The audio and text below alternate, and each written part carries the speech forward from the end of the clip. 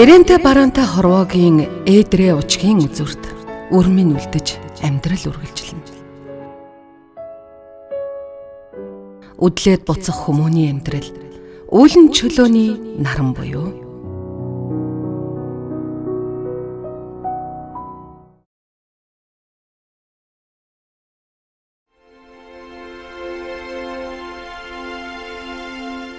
өнөөдөр дэлхийн 70 гаруй оронд 300 сая орчим хүн хуваарин ашигт малтмал олборлон амь зүүж байна гэсэн судалгаа бий.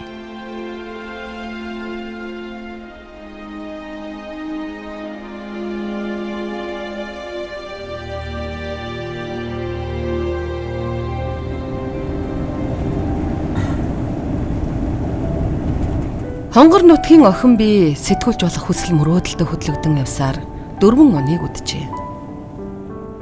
Салхи шөнгөнөн газар ивхэн довтлох жип машины тохилог зөөлөн суудалж шигдэн ам хуурайгүй ярих жолоочийн яриаг толгой дохин сонсон дүрэс гэвч бодол санаа минь алсын жандад алтан нутагт аль хэдийн нотсон байлаа. Оюун чимэг гэж хэн бэ? Өрөөсөн асуулаа. Алт ухдаг, шороо малтдаг эмэгтэй хүн. Ганган чамин цүнхний оронд хурд зээтүү барьсаар эвдэрч мойны сангаар өвдөг давсан түрээтэй хар ирзэнэн усны гутал хөлдөөж исэн. Нүүр амаан боож нүдэн гэлтгансан эмэгтэй гэж төсөөлөвч нэг л сэтгэлд бууж өгдөгвэ. Бодол хөвөрч зам хоргоцоор уулзах хүн очих газар ойрцоор л байна.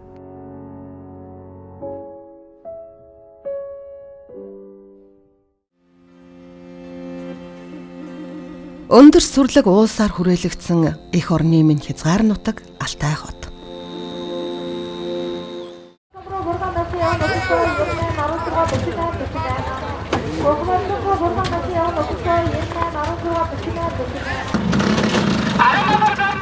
Аймгийн төв хөл хөдөлгөөн ихтэй. Гудамжаар холих хүмүүс зөрөн өнгөрөх машин мотоцикл давхарлаж ирсэн байшин барилга. Бид явсаар нийтийн гимээр дан цагаан байшингийн гадаа очиж зогслоо. Наснаасаа арай л аваржуу харагдах төрхтэйч зэгзгэрч эрэг биетэй дунд зэргийн нуруутай эмэгтэй дуу шүү болсоор гэртээ өрсөн нь манай нэвтрүүлгийн гол баатар оюун чимэг. Аян шиж ядарсан бид гэрт тухлан аян замын чилээ гарган цай уух зураа төрсөн нутаг хүүхэд насныхаа тухай асууж яриа өдлөө. За би ч хүүхэд байхдаа бол байранд өссөн. Одоо нөгөө дээр үед чинь малчин хүмүүс чинь хүүхдээ нэг байрлал өгөөд л хайчдаг байлаа шүү дээ. Манайх чи сумаасаа бол хамгийн хол баригад нь байхгүй юу. Тэгээд ерөөсөө эргэж мэргэж ирч чаддгүй. Манай намаа 2 дугаар ангид байхад өнгөрсөн л доо их сайхан хүн байсан. Хүмүүс ярьдгийн адуу хариулдаг. Манай аав чинь малимч баригадын дарга гэдэл юм болгон хийдэг. За дээрээс нь ер нь их хөрөнгө чинээ ихтэй тийм айл байсан гэж ярьдаг. Би бол мэдэхгүй л дээ тэрийг. Би ч ээжээс аруулаа. Хүй цөглсөн чулуу, ундаалж өссөн ус, унаж төрсөн нутаг гэдэг сэтгэлд уяатай, зүрхнээс аргамжаатай. Хан тайширын нуруунд халиу буган нурамдаж, салаа садарганаас урсах, хурын усаар ундаалах аараг толгот нь алтай нуусан 9 булаг сум түүний төрсөн нутгаа. За би одоо төрсөн нутагтаа ирчихсэн байд. Бага насндаа одоо энэ дор могоо гээд 100 могоо гээд газар яг тэнцээ миний бага нас бол өнгөрсөн. Энийгээр бол хураг мураг хариулаад л хураг туулыг хариулдаг.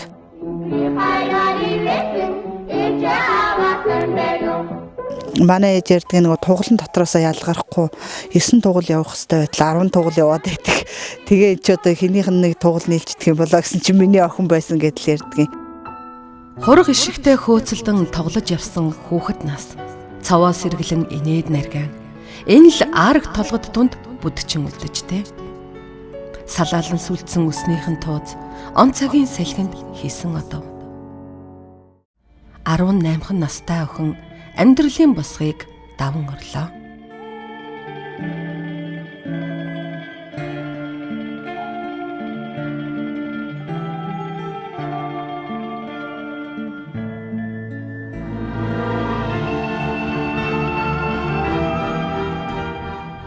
Дөнгөж 10 дугаар анги төгсөөл хүнтэй суугаад тэгээд яатсан бараг ажил хийхийг ч мэддэггүй. Тэгээд 2 хөлгөө хүн байсан шүү дээ манай талигаач чинь. Тэгээд суухаасаа өмнө Эрэнтэй бараантай хорвоогийн ээдрийг тааж мэдэх вэ штэ. Сүүдрэнд богиносож сумгай усан түнд оюун чимгийн хайр халамж хүнлэг сэтгэлэл газар гიშгэх хөл болж гартаа тэврэх өрс заяач. Аав их гой дүрм товцсомсол олон зэрэг авах болсон ба. Би наавыгаа нэг их дурсамжуудын нэг их сайн сандгүй юм аа. Хүмүүний амьдралд хагцал гихч харуусал дагуулсан хатуу үнэн бий. Усандаа умбсан хос хүн агаарт гангналдах хоёр ангир шиг хосын жаргал эдэлж яваа залуу халуун насанд хагцал учрахад тэнгэр нурж газар цөмрөх мэт.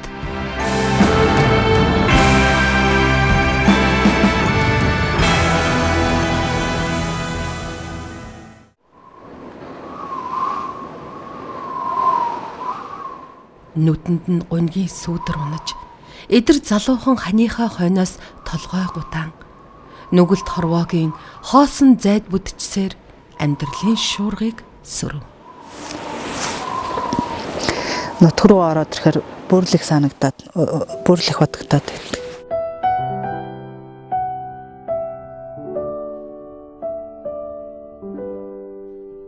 Нөхөртөөгөө суугатаа бол би чинь хөдөө малтай ахуйтай ингээд сайхан байлаа. Тэгээд нөгөө 100 зурхан болоод л цаг хэцүүдээ тэгэл аймгийн төв бараадаад л тэгээд ер нь жаахан амьдрал жаахан хэцүү болоод хот харлуулсан хар зуд амьдралын зуд болж нүүрлээ.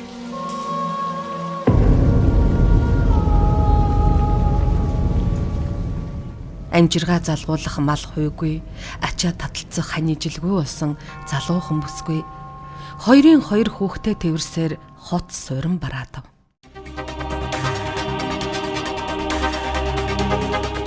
Төм түчигнэж бомбожгинсэн суурин газар түүнийг түшээ давах ах トゥ нааша гих хүн нэгч байсангүй. Тэгэл яг нөгөө амьдрал хэцүү болоод ирэхээр хүн янз янзын юмыг ирж хайж эхэлж ин л да хүн чинь ядчил хоолгүй хоноод ирэхдээ зэрэг хоолоо олохын тулд явж эхэлнэ. Хариг хатуу амьдралын буулга тас нисхийн бууж номерч хөвчирсэн сэтгэлийн тэнхэн хотолцчил байсан да. Тэр үед чинь бас сэтгэхүй шал өөр байлаа шүү дээ. Би мөнгөгүй л бол одоо юу хийж чадах юм тийж чадахгүй. Юм болгоныг л за би мөнгөгүй юм чинь чадахгүй гэж ингэж бодоол. Тэгэл яг нөгөө баг багаар жоох өсчлээ гам л да. Орох орон ойч хаяггүй залуу бүсгүйд сурч мэдэх, хөгжиж дэвжих гэдэг сэрүүн зүтлэгтэй л утга нэг байв. Хоёр хүүхэдтэй хоногийн хоол залгуулахын эрхэнд тоосох цохиж эхэлжээ. Тоосох цогтойг байгаа чинь нэг нь хоёр насхаа юм л.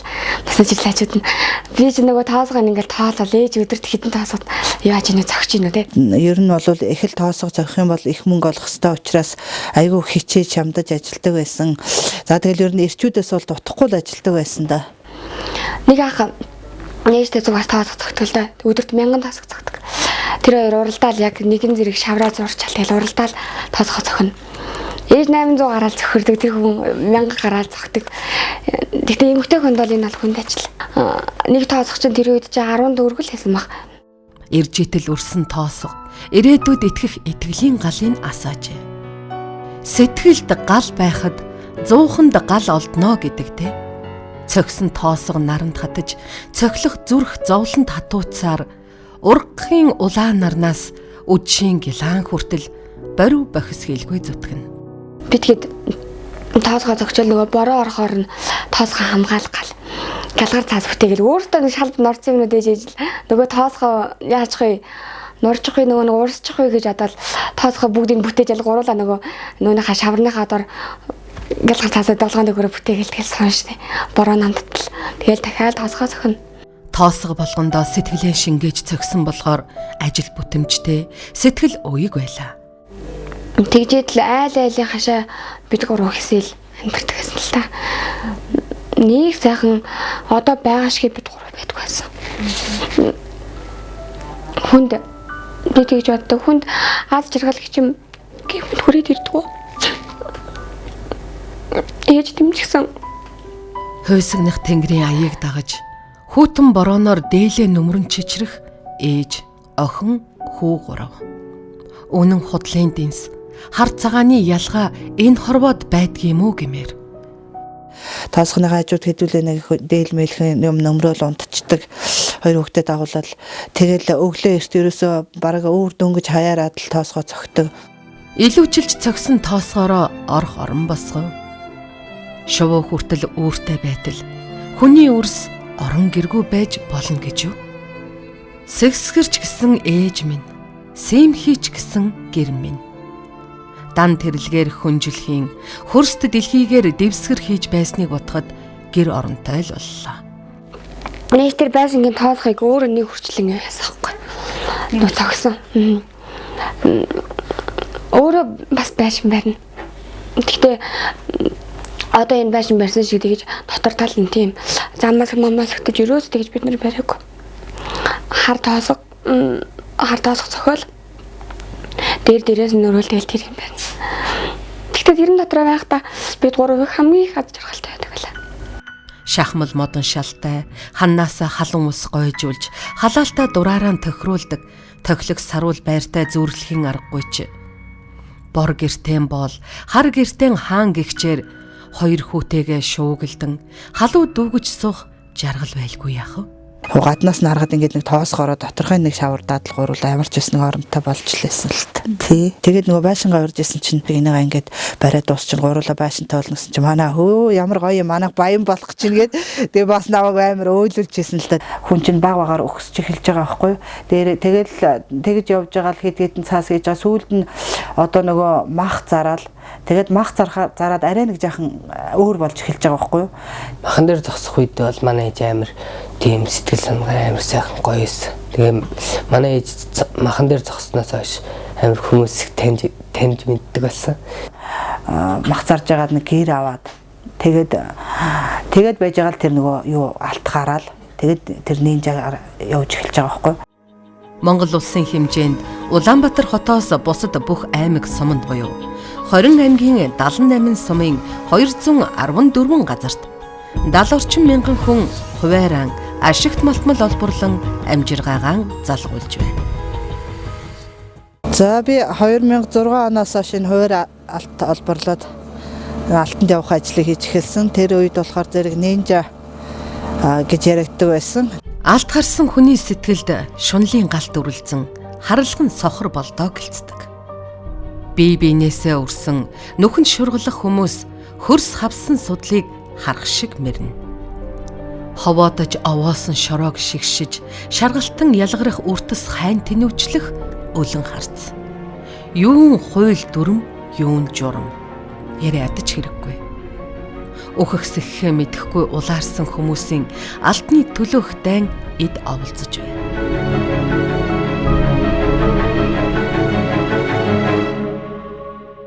Энэ болохоор миний өөрийн төрсөн нутгалдаа тэгээд нутагтаа хүртэл алт ухаж явсан.